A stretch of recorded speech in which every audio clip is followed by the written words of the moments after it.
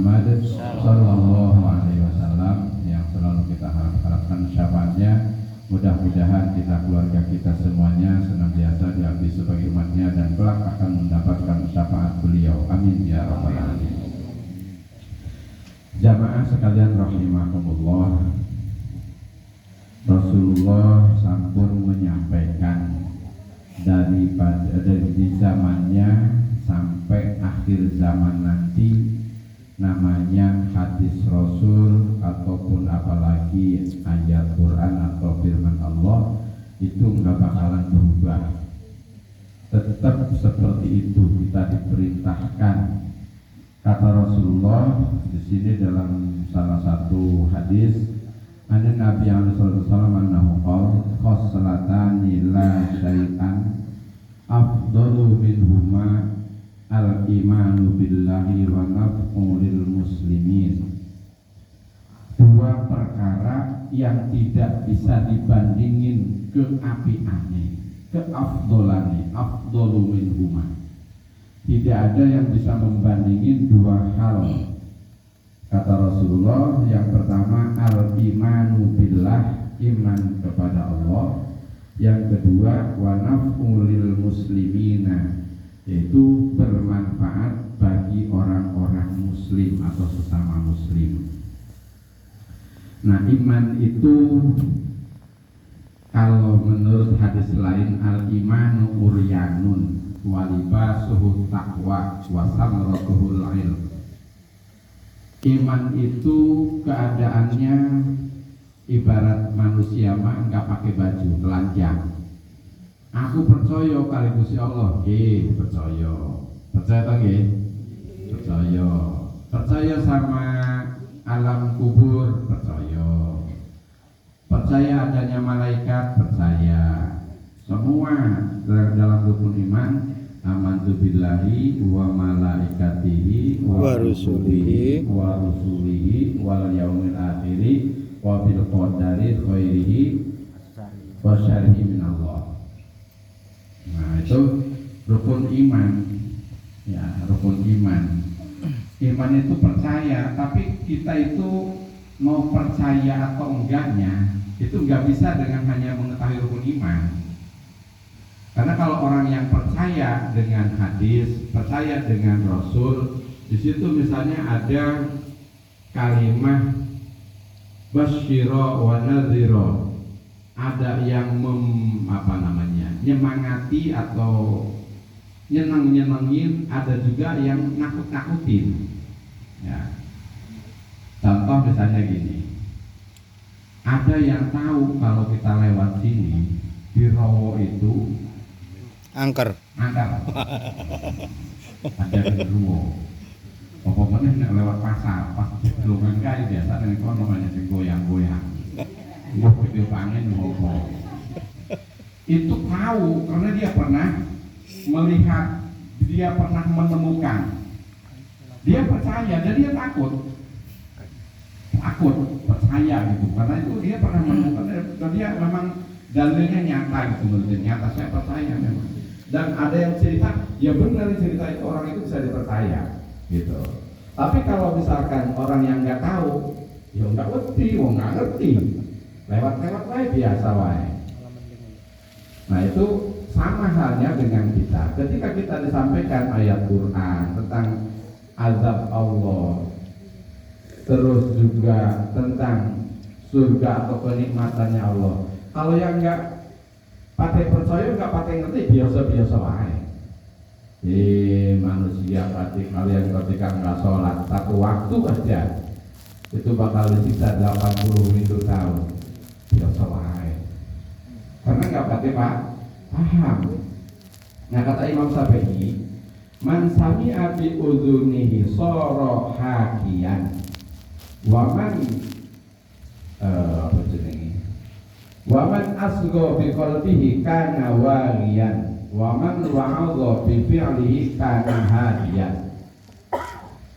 Kata Imam Syafi'i, sapa wong sing ngrungu karo kupinge tok, nah iku padha karo wong dongeng. Ngrungu karo kuping tok, Kalau contohnya saya mawon. Orang yang hanya mendengar lewat kupingnya, enggak masuk ke hati maksudnya, itu kayak dengar dongeng, kayak cerita, kayak seolah-olah kayak halusinasi. Makanya orang-orang suka di medsos itu malah kayak ngobrol, ngejabus, ngaku sih ngomongin neraka, ngomongin suwarga, kayak Saurono. Nah, kenapa? Karena kita nyata bukti.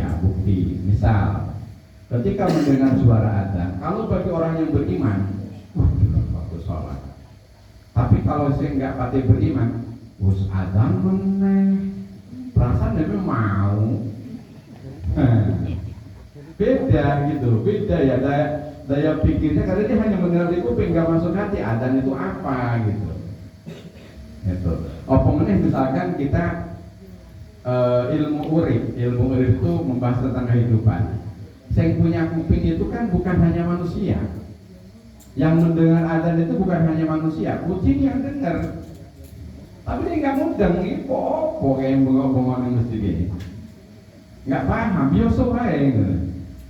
Ya itu katanya maksudnya, kalau hanya mendengar hanya dengan kuping, nggak masuk ke hati, itu ibarat kayak dongeng gitu. Tapi kalau dia misalkan waman asgobi kolbihi kana walian, kalau dia sampai masuk meresap ke dalam hati, itu berarti dia benar-benar menyimak, memperhatikan dan juga meresapi. Oh iya, wong aku ora ngerti, sing nyampe ini sing wong ngerti, percaya karo sing nyampe ini. Kan kiai-kiai ini ku sanes gawe-gawe, namun menyampaikan asline, nggak bikin-bikin, hanya menyampaikan gitu, sampaikan ini gitu misalnya. Jadi, nah kita sekarang belajar supaya lebih masuk ke dalam hati, dia caranya nanti dipikiri tafakkur ya, tafakkur sa'atan khairum min ibadati sanatin. Berpikir tentang Allah, berpikir tentang agama, tentang kebaikan satu saat itu 1 jam, 1 menit, bisa 1 saat, saatan. Itu lebih utama ketimbang ibadah khairum min ibadah sanatin, ibadah 1 tahun. Hanya berpikir kok, atau misalkan di sawah lah, ataupun di kebun, melamun mikir, iya ya Gusti Allah piye caranya. Kon nganggur pisang, ini pisang Ambon, ini pisang janten, ini pisang tanduk, ini pisang kepok, ini buah jeruk, ini buah mangga, tumbuh dari satu tanah. Terus begitu tumbuh kok berbeda, memang beda jenisnya, juga berbeda rasanya. Padahal kalau dilihat nutrisi tanah itu kan sama. Kok kenapa giliran tumbuh jeruk kok rasanya begitu, rambutan kok beda, rasanya manisnya, padahal nutrisinya tanah sama gitu. Kenapa itu? Itu berarti ada yang kerja di situ. Siapa yang kerja? Adalah kekuasaan Allah. Itu iman namanya. Oh iya benar. Kok iso ya? Gedang iki jejer dari gedang janten, terus kepok, terus belau tanduk. Tumbuhnya beda, begitu matang rasanya juga beda. Ada apa di situ? Berarti ada yang kerja. Nggak mungkin itu kerja apa yang tumbuh sendiri, nggak mungkin. Pasti ada yang kerja. Siapa yang kerja? Karena itu tadi media materialnya sama gitu, medianya sama dari tanah semua dan tumbuhnya gitu. Kok bisa beda gitu hasilnya, tumbuhnya dan rasanya. Nah, itu salah satu melatih keimanan kita supaya lebih yakin bahwa ibadah itu adalah perintah Allah. Kalau kita melanggar atau meninggalkan perintah Allah, ada konsekuensinya, yaitu bakal diazab atau disiksa oleh Allah. Nauzubillah dari. Nah, terus kalau masalah iman itu kan di salah satu ayat Quran yang pertama surat Al-Baqarah, alladzina yu'minuna bil ghaibi wa yuqimuna shalah. Yang pertama orang yang beriman itu kepada yang gaib. Yang gaib itu apa? Ya kalau menurut kita Allah itu gaib karena kita nggak pernah lihat kalau menurut kita.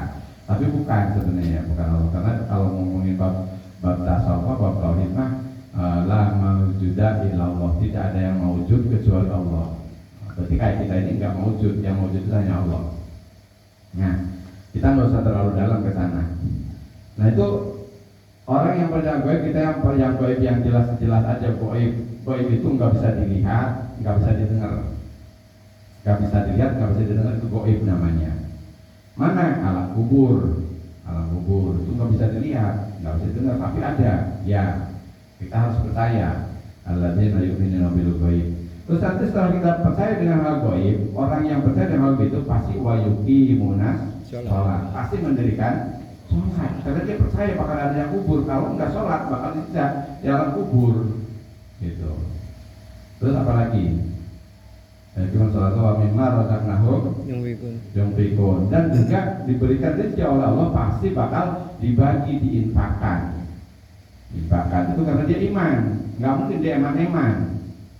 Wayahe panen keluarkan zakatnya, wayahe Ramadan keluarkan zakat, itu zakat yang api, nggak salah-salah. Giliran Ramadan zakat Yesus bulukan terus dipangan apa jenenge? Apa bahasa jenenge binatang beras itu jenenge suwati. Api mah jenenge. Kutu. Suwati. Aku pernah dengar cuma dia ngomong di salah, Suwati apa Suwarti? Suwati. Nah itu. Kenapa orang itu? Ya itu terjadi ada di masyarakat itu yang kayak gitu tuh ada. Makanya saya ngomong tuh ada karena pernah menemukan, bahkan berulang-ulang bersitana suka apa namanya membedain zakat kita. Ya Allah, itu Allah, dan dia atau iya duwe, tapi kok giliran zakat kok koyong ini. Nah, itu kenapa? Karena dia nggak percaya bahwa seolah-olah, nah ini kan zakat takene wong sing elek, takene wong. Padahal itu bakal balik lagi kepada kita, Yang disedekahkan itu simpenan tabungan kita yang kita simpan untuk akhirat nanti. Begitu temukan di sana, wong. Misalnya naudzubillah dibawa pulang sama orang-orang, tapi kur dipakan pitik misalnya, ya itu apalagi misalkan gas kita udah banyak sedekah orang yang 10.000, yang 20.000, iki aja sedekah 2.000, ada yang kan bu? Mata. Apa deh maksudnya?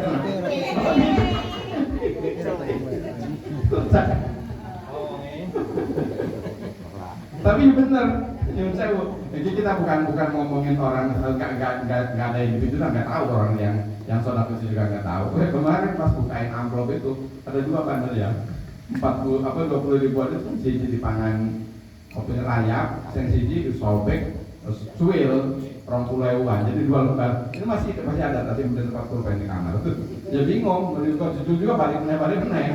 Orang itu kalau nopo, ya Allah, itu kenapa? Karena tadi dia nggak yakin bahwa sedekah itu bakal kembali kepada dirinya. Wa mimma razaqnahum yunfiqun. Engkau pas giliran kita genting-gentingnya di alam kubur, bakal diinterogasi sama malaikat, man rabbuka, man nabiyuka, man qiblatka, sapi itu deh. Saking bingungnya karena ibadah nggak pernah, sholat ya enggak, selawangan karo konco kayak gini, mus majelis taklim orang tahu. Kok dilala deh pernah sodako, enek kulit. Ya itu aku malaikat, iki sodakomu, kok ngajak teman? Ya burung ewu. Tapi kalau padang, burung ewu kayak padang.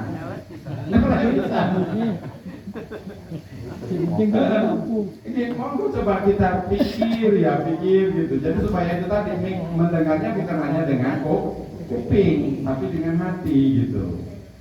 Mendengarnya. Ya kalau misalnya tumbas mau bolang sampean tadi, ya memang itu mulai ya apa jenenge garansi. Ya, 2.000 yang ngajak ya wajar umur ewu. Karena dia nggak percaya bahwa itu bakal balik lagi ke dirinya gitu loh, maksudnya bahwa sedekah itu bakal balik lagi ke diri kita seberapapun gitu, semakin gede lagi gitu. Ya nggak percaya dia sama itu. Makanya orang Walladzina yu'minuna bima unzila ilaik. Jadi kita harus percaya apa yang diturunkan oleh Allah kepada Kanjeng Nabi, yaitu Al-Quran. Gitu, percaya dengan Al-Quran bahwa Al-Quran itu adalah firman Allah, petunjuk buat kita, hudal linnasi wa bayyinatin minal huda. Nah itu kalau misalkan manusia yang dapat petunjuk, hanya manusia di situ, hudal linnas, petunjuk buat manusia. Binatang yang lain nggak ada, makhluk yang lain nggak ada petunjuk, nggak ada. Gitu. Terus kadang-kadang tadi ketika ngelamun itu kepikiran buat bikin contoh lah, buat contoh ya. Ini bukan gambaran contoh. Manusia itu paling rakus, makanya oleh Allah dikasih petunjuk, kasih pedoman. Allah itu memproduksi manusia banyak dari zaman Nabi Adam sampai sekarang. Nah, setelah dikeluarkan manusia itu dikasih pedoman, ini pedomannya Al-Quran. Semua manusia sama pedomannya Al-Quran, kecuali yang tak percaya, orang-orang non-muslim. Nah, kita orang muslim itu pedomannya Al-Quran. Tidak ada bedanya dengan produk yang dikeluarkan oleh Jepang, oleh Cina. Begitu keluar produknya, ini buku pedomannya, cara masangnya, cara nyetelnya, cara merawatnya, ada semua di situ buku pedoman itu. Nah, kita sebagai manusia pedomannya Al-Quran. Dan manusia udah dikasih tahu pedoman Al-Quran, paling ganas-ganas. Padahal binatang nggak ada pedomannya, tapi nggak ganas seperti manusia. Manusia paling ganas. Enek ketek, enek kucing, enek manusia. Dicicir dulu. Disiapkan pisang, siapkan iwak, disiapkan duit. Kira-kira ditawarkan kalau monyet pilih apa? Pisang. Nah, ditawarkan kali kucing pilih apa? Iwak. Nah, uang saya ditawarin. Itu kan nyata kan? Iya, manusia itu kayak gitu. Manusia kalau nggak dapat petunjuk, rakus. Jangankan kok kayak gitu, aspal dimakan, semen dimakan, batu split dimakan, solar diinum.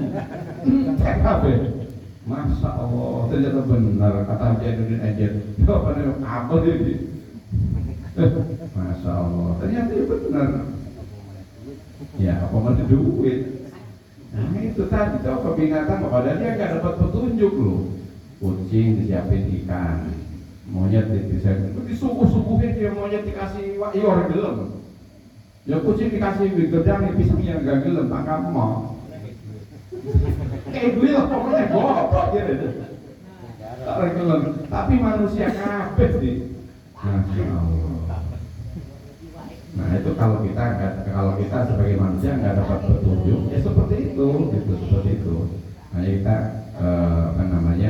alhamdulillah kita mendapatkan petunjuk. Salah satunya petunjuk itu penjelasan. Sekarang kita ada di tempat ini, mudah-mudahan ini adalah salah satu petunjuk buat kita semua. Amin ya rabbal alamin. Alon-alon, kalau kita sambil terus memperbaiki panggil bener ya, noto diri. Kalau saya tahu jadi itu sekarang tuh kalau ngomong, saya itu paling saya takutkan itu ketika ngomong saya salah. Yang kedua, ketika ngomong itu bukan amalan saya, itu yang saya takutkan. Itu makanya saya nggak mau tinggi hatinya, saya juga belum bisa melakukan maksudnya. Nah, ibu bapak jangan sekalian rahimahumullah. Nah, itu kata Rasulullah, tidak ada yang paling utama di antara dua itu. Yang satu iman kepada Allah, yang kedua bisa bermanfaat buat manusia. Nah, manfaat sama manusia itu bukan hanya ngajar ngaji, enggak, atau jadi guru sekolah, enggak. Apa yang kita bisa itu bisa bermanfaat untuk orang lain. Itulah manusia yang bermanfaat. Oh, lagi lewat ada kayu di jalan singkirin, gitu. Itu juga manfaat, gitu. Bukan malah dicegatin kan, kalau pikir-pikir bakalan angin kan. Itu saking nggak ada manfaatnya jelas, gitu. Nggak mau bermanfaat untuk orang lain. Apa aja pokoknya intinya gimana caranya kita supaya bisa bermanfaat untuk manusia, terutama orang-orang muslim, bil maqol au bil jahi au bil mal au bil badan. Manfaatnya dengan cara apa? Bil maqol, dengan ucapan, berucap dengan yang baik, ya. Gitu. Kalau misalkan nggak bisa diucap dengan baik, kata Rasulullah, kalau nggak bisa ngomong yang baik, mendingan diam. Gitu. Man amana yu'minu billahi wal akhir wal yaqul khairan aw liyasmut. Kalau kamu beriman kepada Allah dan beriman kepada hari akhir, ngomonglah dengan baik. Kalau nggak bisa ngomong baik, mendingan menang. Iki api orang ngomong ke wong ini buri. Ya Allah, kan diomong ke yo cuek-cuek wae meneh. Iki kan wis ben ngenes-ngenes dhewe. Udah terus ngomong ke wong rene gunane mendingan kita perbaiki diri biasane. Iya, kayak gini, tapi sih ngomong ke nyantai, yo, malah bingung dewi. Itu mending nggak usah bil makol dengan ucapan, au bil jahi atau mungkin punya pangkat, monggo silahkan. Kalau yang punya pangkat, punya jabatan, oh kamu bisa saya bawa ke sana nanti biar itu, oh kata Pak Bayar, oh kalau yang BPJ saya tak bawa tak bikinin. Nah itu juga sama, itu jabatan bisa bermanfaat.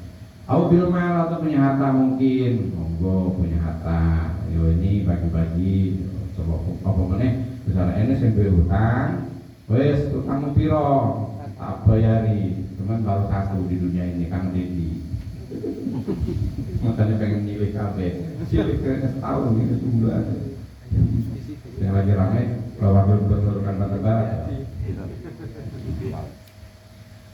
biar kolong ini. Dia mau nggak sambil wudhu sambil rokok ngerokok.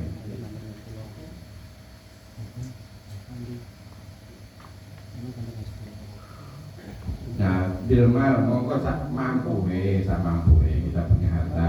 Apa bisanya gitu? Oh tadi masa itu cuma 2.000? Ya bisanya 2.000 ya bisa 2.000. Au bil badan atau dengan badan. Dengan badan aku nggak punya harta, bisanya dengan badan kayak kemarin kita apa namanya? Gerakan kita bulan suci Ramadan. Gerakannya dengan badan, kumpul di masjid ini, di musola ini kumpulin, akhirnya jadi kumpul banyak, udah banyak dibagiin. Sama aja kayak gitu juga. Itu manfaat kita buat manusia yang lain. Pakai trik pokoknya, ada cara. Kita nggak bisa sendiri, yuk pakai cara. Gimana caranya? Kumpulin kolektif. Nah, 5.000 kumpulin, setiap musola masjid dapat 500.000, kumpulin lagi 1 juta. Terus nyebar amplop, dikumpulin lagi, alhamdulillah dapat banyak, udah tuh balikin lagi. Nah itu juga sama gitu ya. Nggak bisa sendiri, pakai cara, banyak pokoknya caranya. Yang penting kita mau, jangan misalnya diajak kok, tadi cuma didengar kuping aja, nggak masuk hati. Waman wa'adhu bibilihi kana hadiyan. Kalau orang yang bisa mengerjakan, udah tadi itu didengar dengan kuping, kata Imam Syafi'i, terus masuk ke dalam hati, dia juga bisa mengerjakan dengan hati. Atau mungkin kalau beriman mah ditekadkan dengan hati, diucapkan dengan lisan, dikerjakan dengan badan. Nah itu pas, itu kata Imam Syafi'i seperti itu. Jadi dikerjakan dengan, diucapkan dengan lisan, ditekadkan dengan hati, juga dikerjakan dengan badan, pas jadinya. Terus wasamaratul ilmi, buahnya iman itu kan tadi apa namanya? Al-imanu uryanun. Iman itu telanjang. Kaya wong kok kaya kelambi, gua antenge kaya apa? Wong ora kelambi pakai elek. Wayune kaya apa ya pakai elek, tapi walaupun ukur-ukur kaya ganteng, di kelambi ini api, ya ketoke ya ganteng rapi, minimal tuh rapi kan wong kayak jadi wongnya biasa-biasa wae tapi pakaiannya ya rapi, seneng gitu. Sama dengan perilaku kita juga gitu. Padahal orangnya ibadahnya biasa-biasa aja, tapi nggak pernah nyelatuh wong, nggak pernah melarang wong, di masyarakat berbuyung, banyak kegiatan yang mangkat. Nah itu insya Allah seperti itu pandangan orang. Nah, oke gitu. Walaupun nggak punya ilmu tapi kegiatan yo berangkat, hanya apa yo melu.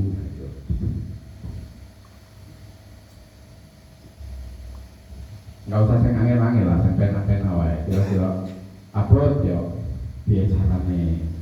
Kan kalau uploadnya upload mangkat mah itu karena males kitanya, karena males mah ya perlu dipaksain berarti. Nah ibu bapak dan mas sekalian rahimahumullah. Nah dua hal tadi La syai'an afdalu minhu ila bil iman billahi wa nabiyina. Itu kalau misalkan ngomong billah itu masya Allah Pak, billah atau lillah, billah karena Allah, lillah karena Allah, itu luar biasa. Sedikit aja ya, sedikit aja. Di segala hal tentang masalah ibadah, walaupun fasihnya kayak apa bacaan, kelihatannya kayak khusyuk atau rukuk sujudnya di dalam sholat itu bagus, tapi kalau belum lillah atau billah karena Allah, itu nggak bakalan jadi ada manfaatnya gitu. Karena semua kita itu diperintahkan hanya karena Allah, inna sholati wa nusuki wa mahyaya wa mamati lillahi rabbil alamin. Itu di situ. Udah kalau misalnya kita itu mentok udah. Nah, kita belum bisa, masih pengen di wong, masih pengen di di alam wong, wis ben nggak apa-apa. Untuk belajar itu nggak masalah. Pengen di alam itu nggak ada masalah loh. Ya. Ada yang mesti pengen di alam ben, wis ben nih. Apalagi nanti kalau ngomong riya itu bukan pekerjaan badan, tapi pekerjaan hati. Nah, siapa sih ngerti hatinya wong? Nggak ada kan? Berarti kita yang sudon, kayaknya pengen di alam. Kondisi itu jangan-jangan sampai yang salah nilai orang. Itu nggak boleh. Nggak boleh. Wong kayak gitu gue pengen di alam tok ya. Bis ojo. Kanjeng Nabi kan kisahnya Kanjeng Nabi waktu perang itu. Waktu perang ada salah satu musuhnya sudah kepepet, udah mau disembelih, dia langsung la ilaha illallah Muhammad Rasulullah. Nggak jadi kan, nggak jadi dibunuh. Nah kenapa ya Nabi nggak jadi dibunuh? Lah orang dia mau sampai la ilaha illallah. Dia tuh karena kepepet wae gini. Sing sahabatnya ngomong mana? Karena kepepet wae nggak sampai la ilaha illallah. Nek nggak kepepet enggak. Loh, kenapa kamu bisa ngomong kayak gitu? Iya tuh. Coba kalau misalkan kamu buka hatinya, kalau kamu tahu orang itu kepepet karena kepepet atau bukan. Loh dibuka juga percuma, saya nggak ngerti. Nah itu. Makanya nggak boleh sembarangan. Kalau itu bagian diri kita waspada, diri kita nggak boleh suudzon, nggak boleh menghakimi, intinya nggak boleh menghakimi si A si B begini begitu, nggak usah. Kalau kita belum mampu untuk mengajak, untuk supaya bareng-bareng, ya udah doakan, kan kayak itu, maka itu di bab apa ini amar ma'ruf nahi mungkar, gitu. Tidak man ro'a mungkaron falyughayyir biyadihi. Ketika kamu melihat kemungkaran, rubahlah dengan tanganmu. Fa illam yastati fa bilisani. Kalau kamu nggak mampu dengan tangan untuk merubah, untuk mengajak supaya diam atau berhenti misalnya kemaksiatannya, dengan lisan ngomongin. Fa illam yastati fa biqalbi. Wa dzalika ta'abbul iman. Kalau kamu nggak mampu juga ngomongin karena kamu takut atau mungkin nggak enak atau seger karena yang maksiatnya misalnya pimpinannya atau atasannya, ya udah itu doain. Walaupun itu termasuk wadzalika ta'abbul iman. Paling lemahnya iman, kita tergolong paling lemahnya iman. Gitu. Makanya aliran yang keras Imam Samudra itu nggak pakai potongan lagi, langsung pakai bom jedor. Keren. Ya, dadanya kayak gitu, cuman kan kalau Rasulullah kan nggak kayak gitu, cara Rasulullah kan kayak gitu, pakai kelembutan. Jadi pelan-pelan, ya, ngajak-ngajak itu nggak itu. Yang penting kalau misalkan disampaikan, ya tadi ulama itu hanya menyampaikan, nggak gawe, ya, nggak bikin acara atau mungkin MUI lah supaya mengeluarkan fatwa. Nah itu baru mungkin, tapi nyari dulu dalilnya supaya mengeluarkan fatwa.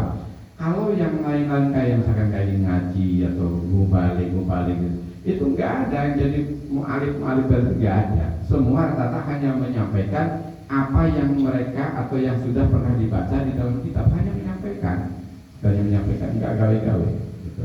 Nah kita yang nggak pernah baca atau yang mendengar, tinggal ngikutin aja udah selesai. Kalau kita mampu ya lakukan semuanya, kalau nggak mampu ya udah lakukan semampunya. Kan enak toh. Kalau ibadah itu kayak gitu Pak. Nah, kalau ibadah itu lakukanlah semampumu. Gitu. Tapi kalau maksiat tinggalkanlah titik. Gitu. Jadi nggak semampu harus gitu tinggalkan. Karena meninggalkan kemaksiatan sudah termasuk nilai ibadah. Itu salah satu kekuatan untuk supaya kita belajar jangan hanya mendengar dengan kuping, tapi masukkan ke dalam hati. Nanti kayak kemarin ngerembetnya. Gimana caranya sholat supaya khusyuk? Gak bisa kalau sholat khusyuk itu hanya dengan ilmu syariat. Ya, bacaan niat, takbir, ngada, rukun sholat, rukun fi'il, rukun qauli. Nah itu nggak bisa, tapi harus dengan apa? Harus meningkat ilmunya dengan ilmu tasawuf atau ilmu thariqah, masuk ke situ, nanti hatinya mulai diatur pelan-pelan. Makanya orang-orang dulu mah bacaannya acak-acakan, bahkan doanya juga salah-salah, tapi bisa terbang, bisa ngambang di atas laut. Padahal bacaannya salah. Kenapa? Karena hatinya yang sudah bersih, hatinya yang sudah ma'rifat kepada Allah. Kita belum bisa, gimana caranya? Yuk bareng-bareng belajar. Oh, ini mumpung kelingan ngomong ke arah situ. Kemarin yang waktu itu baiat thariqah di sini ada orang 18. Nah kalau bisa kita musyawarahkan orang yang 18 itu kapan kita hataman.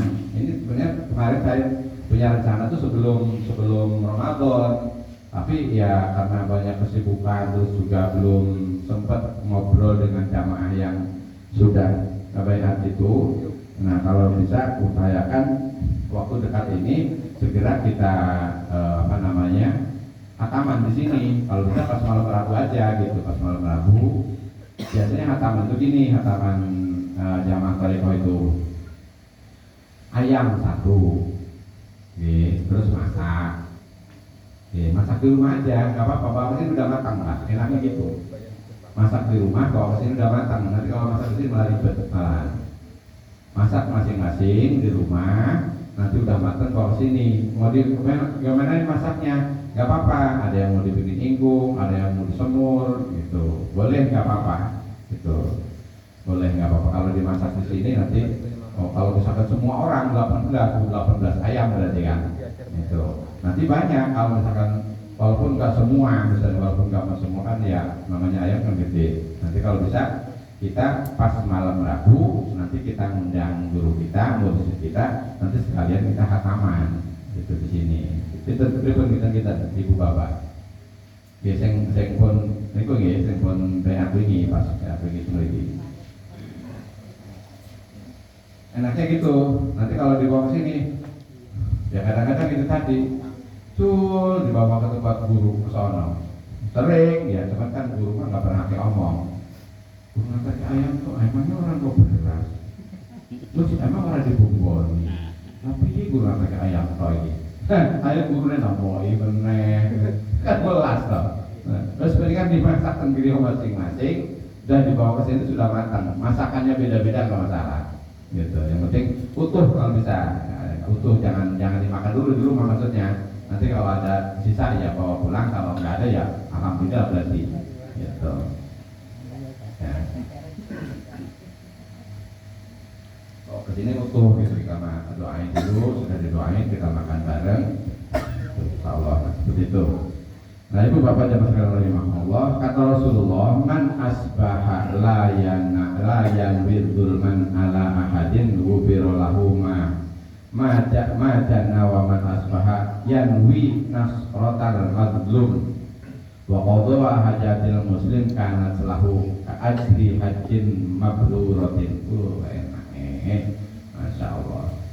Kata Rasulullah, ini masih sambungan yang tadi sebenarnya, masih sambungan tadi supaya kita lebih bermanfaat dari manusia. Siapa orang yang subuh pagi-pagi niat tidak menzolimi orang lain, niat tidak mengganggu orang lain, siapapun gufirolahu, maka dia sudah mendapatkan ampunan. Apa ada orang yang pagi-pagi ada? Ya karena dia musuhan atau dia mungkin penjahat, isu wonge lungo tak incim umahe tak bongkar. Nah kan ada orang kayak gitu. Ya ada gitu. Makanya ada Rasulullah sudah siapin. Siapa yang pagi-pagi dia berniat tidak mau menzolimi orang lain, tidak mau mengganggu orang lain, oleh lewat tak segar, oleh dagang tak acak-acak misalnya kan, preman-preman penjenengan ngatur-ngatur kayak mangkok kayak lah.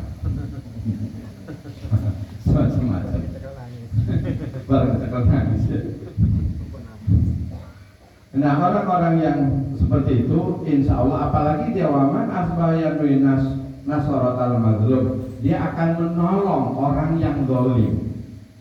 Pagi-pagi kok punya etikat, oh kaki jahat karo aku, isu-isu tak anteri, isu uduk lah, ben sarapan tak anteri, wah itu wapi banget. Contoh yang lebih, bahkan sampai kata Rasulullah, itu orang yang seperti itu, orang yang zalim kok pagi-pagi disamperin, dianterin makanan, yuk sehat, mau ini, sampai sehat orang, menengah mau marah soal masuk. Aku ini loh gak panganan, kayak racun paling murah loh. Itu pahalanya ka'ajri hajatin mabruratin, kayak orang yang haji mabrur, masya Allah. Pahalanya, ya apa tapi ya, wongnya musuhi misalnya mah, musuhi, wongnya wah, mengini ke semua ancam, caprak tekan di bawah, isu-isu diparani. Sehat yuk, perlu mau pengikir rodok. Meriang apa nih? Kalau kayak lah ya, mencotot orang bersucu nabi ini. Lagi lihat diparanin, kok dikasih makanan, kok dia tidaklah mau, dia juga mau makan terus jadi baik, maka dia orang yang mendekati atau membaiki orang yang zalim itu kayak orang haji mabrur pahalanya, masya Allah. Emangnya apa tak buat kayak gitu tuh? Ini apa tak buat? Betapa. Nah, sekarang apa namanya, kemarin saya baca salah satu hadis Rasulullah, lali bahasa Arab ya, cuman aku ingat bahasa Indonesia apa artinya.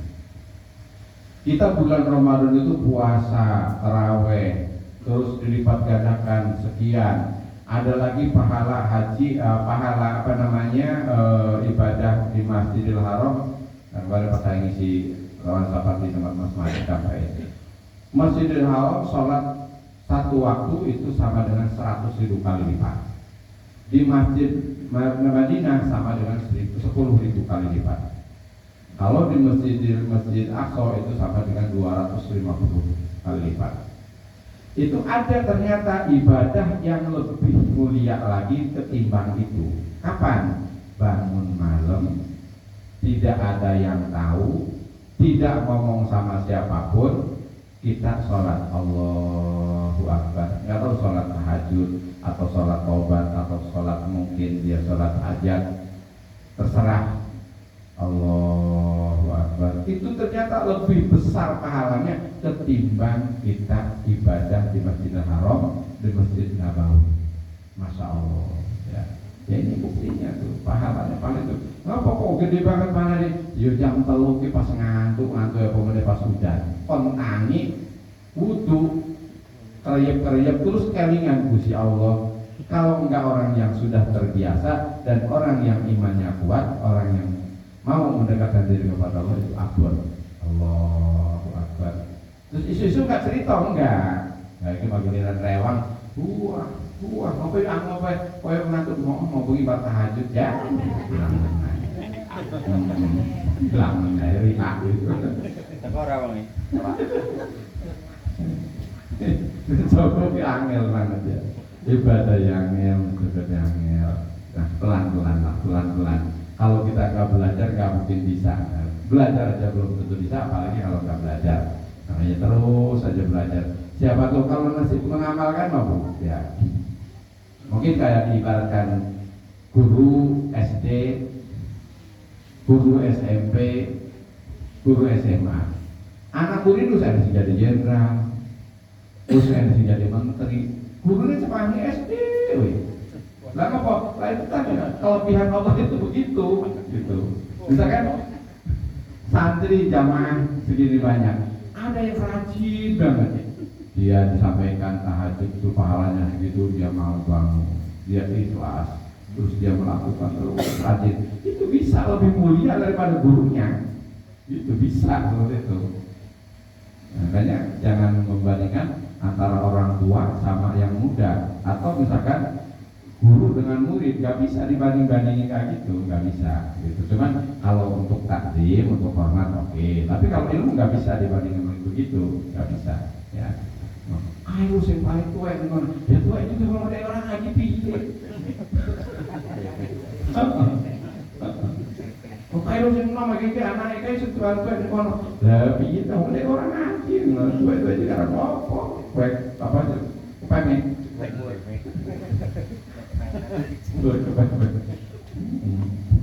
Jadi nggak bisa. Nah sama dengan hal tadi gitu. Guru SD bekerja zaman biyen. Anakku ini urusan jadi jenderal barat. Bola balik jadi anggota dewan nyalon yang menang, jadi bupati yang menang, jadi gubernur yang jadi. Orang itu, uangnya itu orang.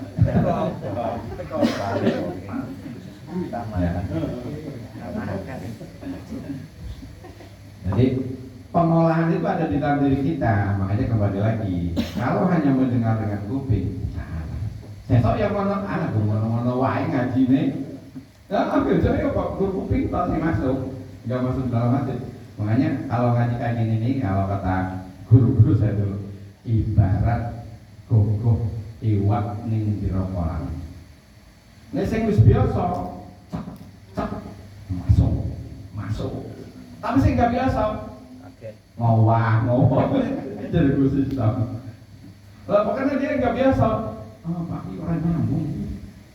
Oh iya benar. Kata nggak biasa, tapi harus biasa kayak wong gogoh iwak ning jero kolam. Kolam tak wah itu gede, itu mantap. Nah itu kemudian kata-kata yang disampaikan itu tadi hadis Nabi, oh ini mantap ini. Simpan, amalkan, begitu.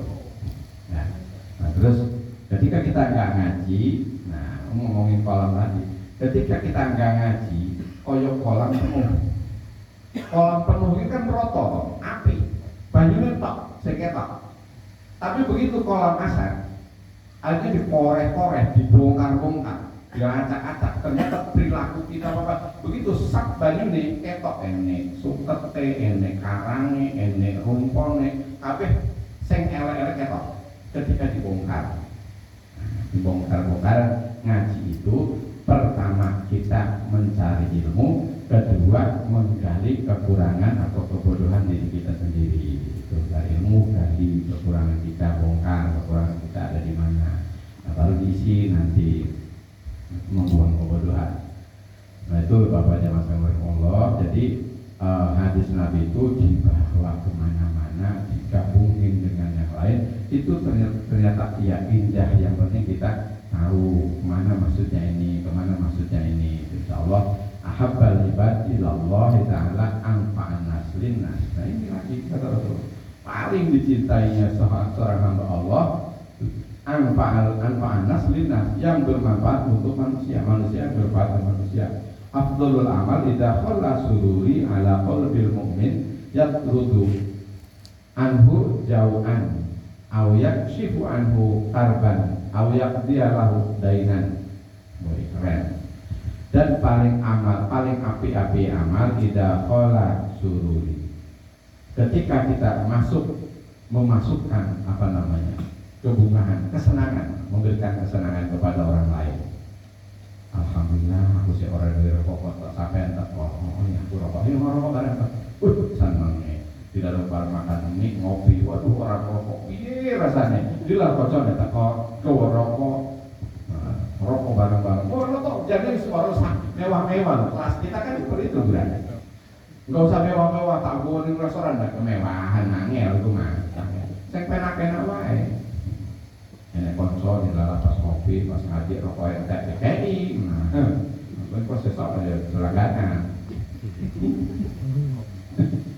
Jadi kan abah guru dulu.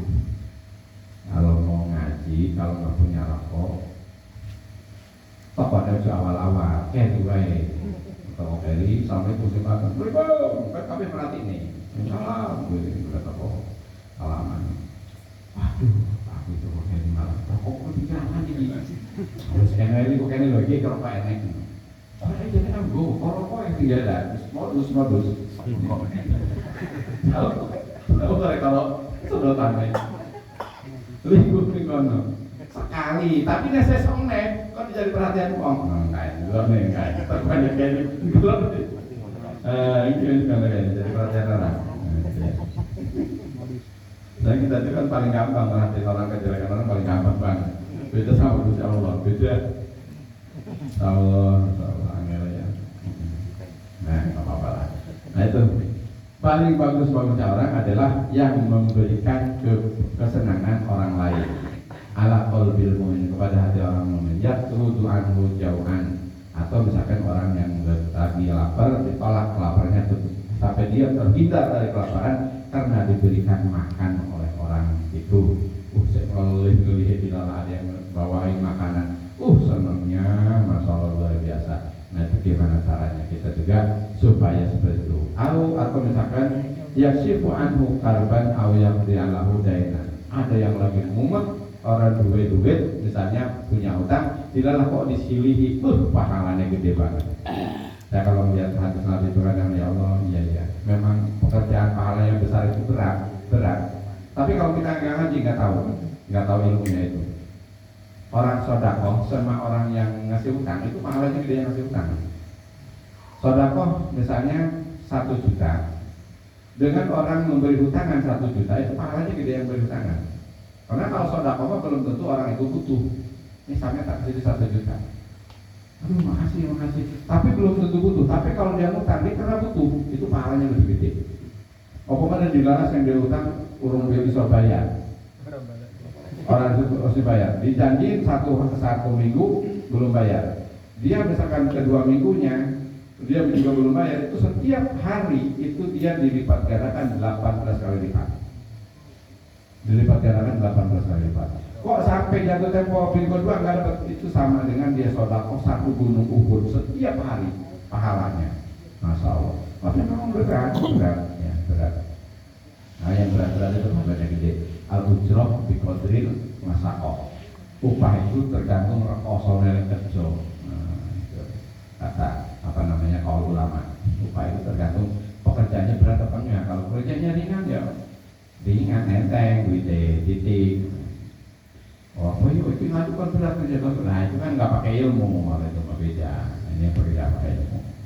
Nah bapak-bapak, ibu-ibu jamaah sekalian rahimahullah, banyak pelajaran yang belum kita pelajarin. Ini saya juga bisa menyampaikan, mudah-mudahan kita semua selalu diberikan inayah, taufik serta hidayah oleh Allah sehingga kita bisa mengamalkan sedikit ilmu yang kita kaji, dan mudah-mudahan ini menjadikan bekal ketika kita pulang ke rahmatullah. Amin ya rabbal alamin. Makan mawon, mudah-mudahan kita selalu istiqomah. Karena istiqomah itu paling berat banget. Pengen apa aja pengen istiqomah, berat banget. Pengen wiridan nggak usah banyak-banyak, wiridan sholawat setiap hari misalkan 1000 aja, dicicil 1000 juga. Subuh 200, zuhur 200, asar 200, maghrib 200, isya 200, 1000 aja sehari semalam. Itu ya ampun. Padahal itu sebentar kan. Orang pulang, Allah minta salam atau baru ini pulang, sallallahu alaihi wasallam. 200 selesai sebenarnya, 200 selesai. Tapi kadang-kadang, itu tadi orang pulang pengen ikut pulang, gitu.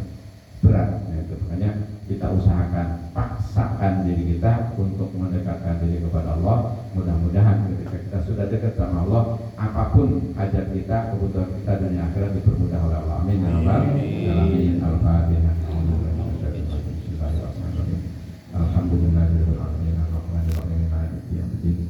Iyyaka na'budu wa iyyaka nasta'in. Shiratal mustaqim. Shiratal ladzina an'amta 'alaihim ghairil maghdubi 'alaihim waladdallin. Amin. Istaghfiru rabbakum innahu kana ghaffara. Astaghfirullah rabbal baraya. Astaghfirullah minal khataaya. Rabbi zidni ilman nafi'an wa wafiqni amalan sholihan. Amin ya Allah.